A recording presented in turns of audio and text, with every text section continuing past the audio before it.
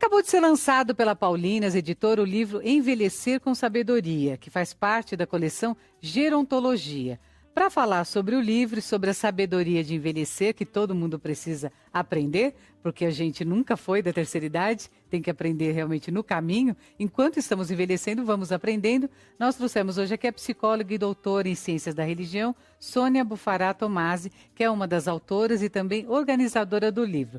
Sônia, uma grande alegria te conhecer, viu? Com esse livro maravilhoso aí, com um tema que tem tudo a ver com o Espaço Vida. Muito obrigada, eu que agradeço o convite, né, estar aqui no Espaço Vida e também trazer um pouquinho desse meu conhecimento para dividir com todos. E para a gente é uma alegria também, porque o livro está fresquinho, e você vai contar para a gente como é que foi esse desafio de fazer uma pesquisa, porque você também ajudou a organizar, você é autora e organizadora do livro. Sim. Falando sobre esse tema envelhecimento com sabedoria, um tema bem complexo. Sim, esse livro ele é escrito por vários autores. Professores de universidade e principalmente que trabalham em cursos de gerontologia. Então foi um desafio que nós abraçamos para escrever um livro mais na linguagem que todos entendessem, não só numa linguagem acadêmica. Para se formar o livro, nós tivemos que enfrentar o nosso envelhecimento. Por isso que é um grande desafio, porque na hora de escrever parece fácil. Mas quando nós começamos a estudar o tema para ser escrito, começamos a perceber que estamos envelhecendo. E será que nós estamos envelhecendo com sabedoria também? Porque essa era a proposta, né? E entramos numa autoanálise para escrever e para também envelhecer com sabedoria. Esse é um desafio bem maior ainda, né? Uma coisa é falar para os outros, porque aqui a gente fala bastante no programa sobre isso. Olha, cuida da sua saúde, olha, cuide do seu lado espiritual, cuide de todas as coisas importantes para que você realmente esteja inteiro para ser feliz. Mas, muitas vezes a gente fala, e eu, né? O que eu estou fazendo? Você como autor, eu aqui apresentando o programa, mesmo a nossa produção, né? A nossa diretora também, a gente sempre conversa sobre isso. Por que o tema envelhecer com sabedoria? Vocês poderiam ter optado por N temas, né, ligados aí ao envelhecimento. Por que a sabedoria? Porque nós estamos vendo que a população mundial está envelhecendo, né? Estamos conseguindo, não falamos em envelhecer, estamos ficando com uma vida mais longa. Devido à tecnologia, estamos conseguindo ter essa longevidade. Agora, precisamos ter sabedoria para lidar com essa longevidade. Senão, nós não vamos conseguir viver. Se nós vamos viver até 100 anos, a média era 50, passou para 60, agora estamos chegando aos 90, podemos chegar aos 100.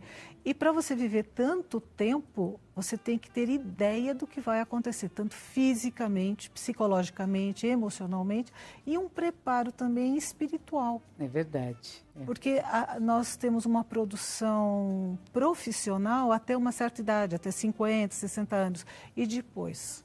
né? E temos que pensar muito também na nossa evolução espiritual. É verdade, né? A evolução espiritual é aquela que nunca tem fim. Até o último suspiro, né? E depois que partimos também, né? Porque acreditamos na vida eterna. Para quem é destinado esse livro Envelhecer com Sabedoria? Inicialmente a ideia era para os nossos alunos, que estão estudando gerontologia para cuidar de nós. Tá certo. Nós estamos preparando. Muito bom, preparando, né, a equipe. A equipe para nos cuidar, né? Depois, nós optamos em fazer uma linguagem mais simples. Também que não só para profissionais, mas também para as famílias, né? Pessoas... para os idosos também lerem e terem um conhecimento sobre si mesmo. Então, é uma linguagem fácil, instrutiva, academicamente, e, ao mesmo tempo, traz informações para o público em geral. Não é um livro difícil de ser lido, apesar de ter sido escrito por grandes profissionais. Que aspectos do envelhecimento vocês abordaram nos diversos artigos? Quais foram os temas assim mais focados, né? Não, isso aqui a gente precisa falar. Olha, o importante, né, mais importante seria a nossa consciência psicológica de envelhecer. Depois, o que nós vamos fazer com tanto tempo de vida? Então, buscamos a criatividade. E para desenvolver tudo isso, nós trabalhamos com a arte-terapia para fazer o autoconhecimento. Eu preciso descobrir o meu potencial criativo. Sem potencial criativo, eu não trabalho. Eu vou estagnar, então eu vou parar. Então, foi esses os pontos principais. Agora, a arte-terapia, eu achei bem curiosa essa abordagem, porque a gente sabe que o quanto faz bem qualquer pessoa que mexa com artes, como ela fica de fato iluminada, como ela fica acordada para a vida, né? Porque trabalhar, pintar, fazer artesanato, enfim, tantas coisas, né? Que a pessoa pode fazer, inclusive com o seu próprio corpo, que faz a pessoa realmente voltar a viver. Mas sempre voltado para descobrir alguma coisa que ela possa fazer efetivamente ou para que ela desperte outros pontos que podem estar adormecidos. Era isso que eu queria saber, porque quando você mexe em alguma coisa do ser humano que estava meio adormecido, é como se você acordasse outras coisas também, né?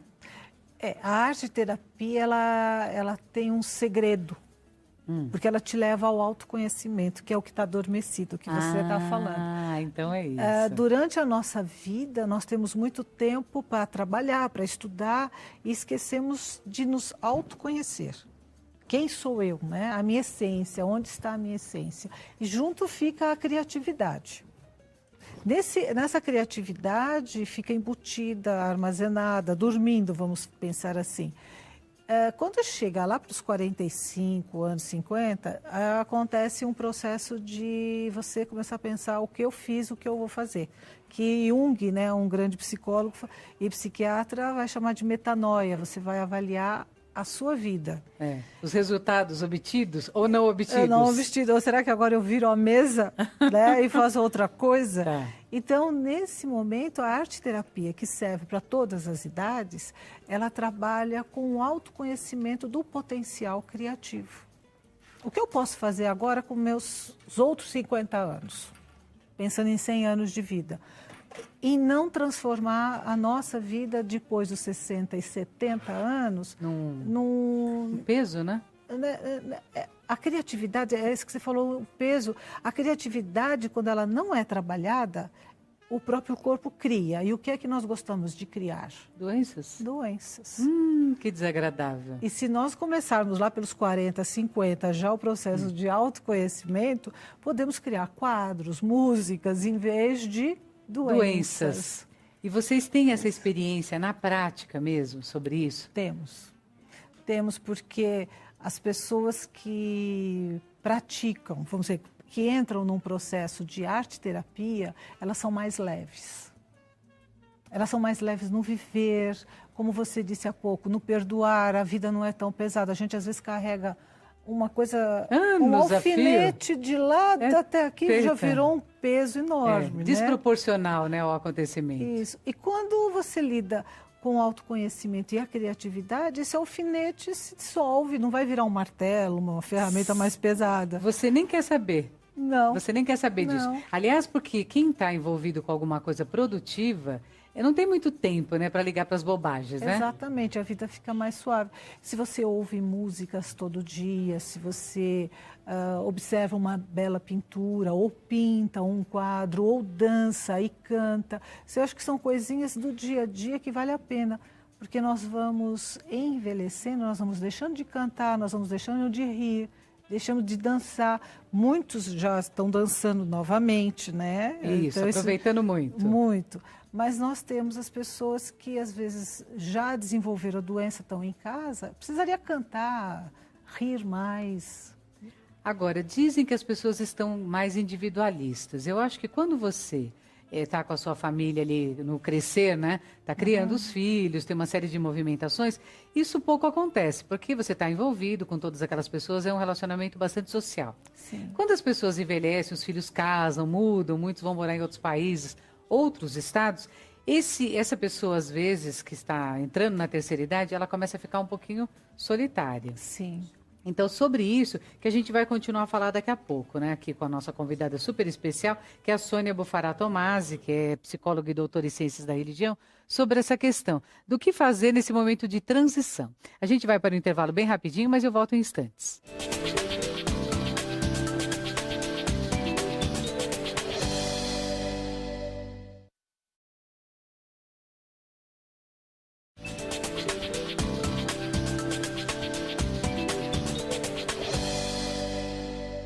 no mês do Rosário, cabe a nós falar sobre Maria, Maria maravilhosa, Maria que muitas vezes aparece no Evangelho de uma forma bem discreta, mas que cada vez mais, para nós cristãos, tem um papel fundamental nesta questão da espiritualidade, da bondade, da esperança, do perdoar. Enfim, Maria é um exemplo em todos os pontos que você possa imaginar. E a Paulina está trazendo para você hoje esse livro Maria dos Evangelhos, de Giovanni Maria Bigotto.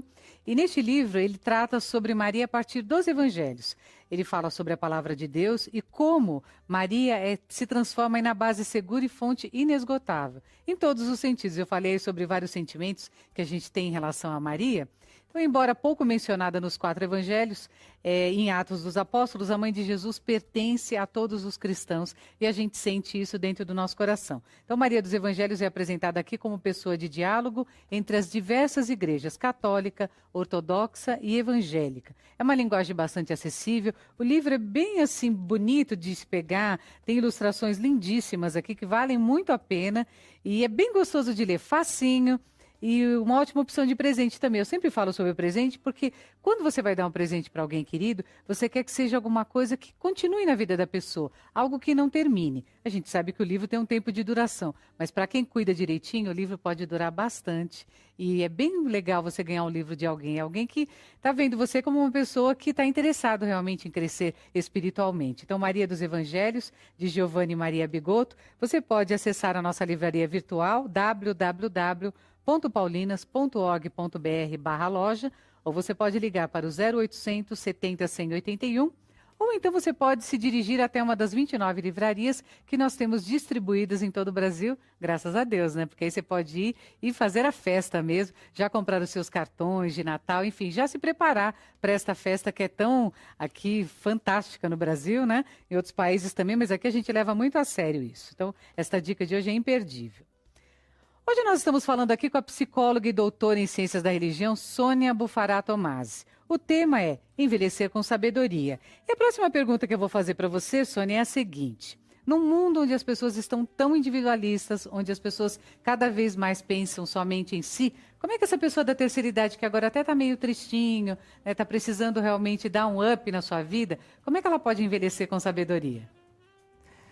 Pois bem, hoje, esse mundo tão individualista que nós temos também propicia outros encontros. Nós podemos viver em espaços mais sociais. Se você não tem uma família para desenvolver esse contato, nós temos grupos que trabalham com a terceira idade, né? Então, nós temos pessoas para trabalhar, né? Vamos dizer assim, lugares para dançar, lugares para você se encontrar com o outro, para ter um relacionamento social. O que não é bom para o envelhecimento é ficar sozinho. Nós temos que ter um contato. Então, ir a uma comunidade, ir a uma igreja, que sempre as igrejas propiciam esses espaços de encontro, um espaço de arte, um espaço de passeio. E o contato com o outro me faz crescer, me faz ter uma troca, um envolvimento afetivo e emocional, que não fica só ligado à família. A família é boa, mas quando nós não temos, nós temos que buscar fora para ter esse envolvimento. Em muitos casos também, a gente não pode esquecer, Sônia, que tem pessoas que têm famílias, mas que por uma série de questões, famílias que se desagregaram, e essa pessoa acaba encontrando dentro de uma comunidade fora do seu lar, uma outra família. Exatamente. E cabe direitinho, né? Ela entra ali naquele coração que abraça, né? E segura ela ali com muito amor. Às vezes uma roda de amigos tem mais afetividade do que uma família. É verdade. Nós encontramos pessoas assim. Então, uma roda de amigos sustenta e nos entende como nós somos. Até por conta das similaridades, né? As mesmas faixas etárias, os mesmos problemas, os mesmos anseios. Então, tudo isso faz com que o outro nos entenda melhor do que a família, que tem idades diferentes, outros objetivos, está tão ocupada muitas vezes, né? É verdade. Eu gostaria de saber agora, em relação à experiência. É um dado maravilhoso. A gente sabe que já tem experiência, já é tudo. Só a experiência é suficiente para viver com sabedoria? Não. Não. Eu posso passar pela experiência e não tirar a essência da sabedoria. Porque eu tenho que entender por que aquilo aconteceu, como aquela experiência me enriqueceu, o que ela me trouxe de bom e também de ruim. Porque eu não posso só pegar a coisa boa de uma experiência, eu tenho que ver o lado positivo e o lado negativo. Para que isso eu tire uma conclusão, uma terceira, né? Se eu tenho o positivo e o negativo, eu tenho que fazer uma união disso e ter uma posição em relação a essa experiência. E aí é a sabedoria. Porque se eu viver julgando, eu não tenho sabedoria. Mas se eu viver entendendo, eu tenho a sabedoria. Então a experiência nem sempre leva à sabedoria. Falar um pouquinho sobre as novas tecnologias. Recentemente a gente teve aqui um convidado que falou sobre essa questão de como estão avançadas as técnicas de medicina, de como a gente cada vez mais pode lançar a mão de recursos para envelhecer bem, né? É o envelhecer que não pareça tanto envelhecer, é estar jovem, principalmente de alma, né? De espírito. Como é que essas novas tecnologias, na sua opinião, podem contribuir para esse envelhecimento sábio? É a medida. Temos que tomar cuidado, principalmente na medicina, temos uma tecnologia que nos sustenta com uma vida saudável. Porém, o abuso de determinadas técnicas ou medicamentos nos levam a ter um outro físico, a ter uma outra situação que não é o envelhecer. Então, eu tenho pessoas que resistem muito a compreender o envelhecimento, porque eu não preciso ficar velha e feia. As pessoas colocam sempre velho e feio, mas eu ter uma saúde melhor, vida melhor. Aí a tecnologia e a medicina estão caminhando bem. Quando eu levo isso ao exagero de querer ter, eu tenho 80 anos e quero ter um corpo de 15, Nossa. Aí... É um absurdo. Isso é um absurdo, né? É um absurdo. Nesse livro que você está trazendo para a gente, o livro está sendo lançado pela Paulinas, né? Sim. Então, o livro Envelhecer com Sabedoria, você fala aqui sobre novas aprendizagens. Como é que essas novas aprendizagens podem motivar ou, inclusive, ensinar a viver? Porque muita gente passou, às vezes, a vida inteira num escuro completo. Nem sabia, de fato, né? Você falou sobre arte-terapia, que tinha talentos, né? Que tinha criatividade, achava que só tinha para fazer aquelas coisas que já eram do seu dia a dia, né? Dos seus hábitos. Sim. E aí, de repente, se descobre um mundo de cores, né? Você, aliás, hoje está com uma cor bem bonita, né? Obrigada. E a gente pensa sobre isso, quer dizer, essa aprendizagem vai colocar cor na vida da gente, vai dar motivos para a gente querer levantar de manhã e falar, não, eu vou realmente aprender a viver com felicidade e com alegria. Então, com os grupos que nós trabalhamos, o que nós encontramos? A pessoa passou 50 anos trabalhando. Trabalhos normais, comum. Tá. Né? Então, desenvolvendo a sua profissão. Tá. Ou mesmo a dona de casa. Mas lá dentro ele tinha uma vontade de aprender a tocar um violão, de fazer uma peça de teatro, de cantar, de pintar. E o que ocorreu? Ele não teve tempo porque ele precisou trabalhar para se autossustentar. E agora ele pode trazer isso para fora, né? Ele pode trazer a sua criatividade para fora. E com a neurociência, o que nós vemos? Se nós começarmos a praticar arte, né? Pintar, dançar, cantar, todas essas, né, áreas da arte, nós estamos estimulando nossos neurônios e criando mais conexões, como se fosse um computador. Isso. E ele vai ter nas sinapses, que são as suas relações, e ele vai ter um autoestímulo. E como nós pensávamos antes que os neurônios iam apagando, como acontecia na novela das Índias, vai apagando as lamparinas. Vai apagando as lamparinas do seu juízo, né? Que falavam assim. Isso. Em vez de apagarmos, nós vamos acendendo. As lamparinas. As lamparinas. Então o cérebro não envelhece. Um cérebro parado, ele envelhece. Um cérebro com novas atividades, ele não envelhece. É quase como se fosse uma higiene do cérebro, quer dizer, você está cuidando lá dentro do seu cérebro quando você aprende alguma coisa, vai fazer uma arte, vai dançar, vai pintar, como você disse. Então, essa movimentação é como se estivesse limpando áreas ali que estavam paradinhas e fazendo com que elas se movimentassem. É, como se elas estivessem estagnadas e esperando, né, estando em stand-by, esperando para serem ativadas. Então, elas ficam para serem ativadas e não vão. Não vão. Então, tudo aquilo que não vai, enrijece. Certo. Então, se nós começarmos a desenvolver esse lado artístico, você está alimentando essas áreas e elas se movimentam. E novas lamparinas se acendem. Se acendem, né? E a sua inteligência, a sua parte mental vai ficando sempre ativa. Ela não vai diminuir, e sim enriquecer. Olha, esse livro realmente, olha, fiquei muito interessada sobre o livro, porque também estou me preparando para o envelhecer. Você de casa também está, né? Sônia, então podemos encontrá-lo, então, o livro Envelhecer com Sabedoria, nas livrarias paulinas de todo o Brasil, é isso? Isso. Então a gente vai colocar, tá colocando aí para você no GC direitinho, né? O nosso site, que é o www.paulinas.org.br. Tem também o 0800 70 181 para você fazer o seu pedido. Olha, fantástico, a linguagem é simples, acessível. Você quer envelhecer com sabedoria, então já adquira o seu. Não precisa ter 60 anos, né, Sônia? Não. Pode ter menos idade, porque tem que se preparar, né? Tem que se preparar. É verdade. A gente gosta muito de falar sobre esses temas. E eu queria saber, você pinta, faz alguma coisa? Eu canto lá na minha igreja, mas não sei o que você está fazendo. Eu pinto. Você pinta? Eu pinto, eu danço. Dança? O que você dança? Que tipo de dança? Eu tento dançar tudo, né? Eu tento, porque não são todos, mas eu tento. E eu gosto de sair com o grupo da terceira idade para dançar. Dançar, cantar, descontraídamente, porque não temos mais a obrigação de querer dançarmos um tango perfeitamente. Mas podemos tentar. Quanto mais tentarmos, melhor. E agora, olha, uma coisa bem legal que a gente vai fazer para você que está acompanhando aqui o programa Espaço Vida, nós vamos sortear 3 livros para você que vai mandar um e-mail. A gente vai colocar o endereço aí no GC para você mandar um e-mail para a gente. As 3 primeiras pessoas que mandarem um e-mail para este endereço que a gente está colocando aí, vão ganhar, então, este livro aqui, Envelhecer com Sabedoria. Uma oportunidade bem bacana para você se preparar com verdade, com graça, com muita arte e terapia, né? Que é esta dica que a Sônia está trazendo para a gente hoje aqui, desta pesquisa que foi feita e que se transformou num livro voltado para várias pessoas de todas as idades que hoje querem se preparar. Então, a gente vai colocar aí no GC para você o nosso e-mail direitinho e você vai mandar o e-mail para a gente. As 3 primeiras pessoas que mandarem o e-mail vão ganhar, então, este livro maravilhoso, Envelhecer com Sabedoria, publicado aí pela Paulinas Editora e que foi organizado, e uma das autoras está com a gente hoje aqui, que é a Sônia Bufará Tomasi.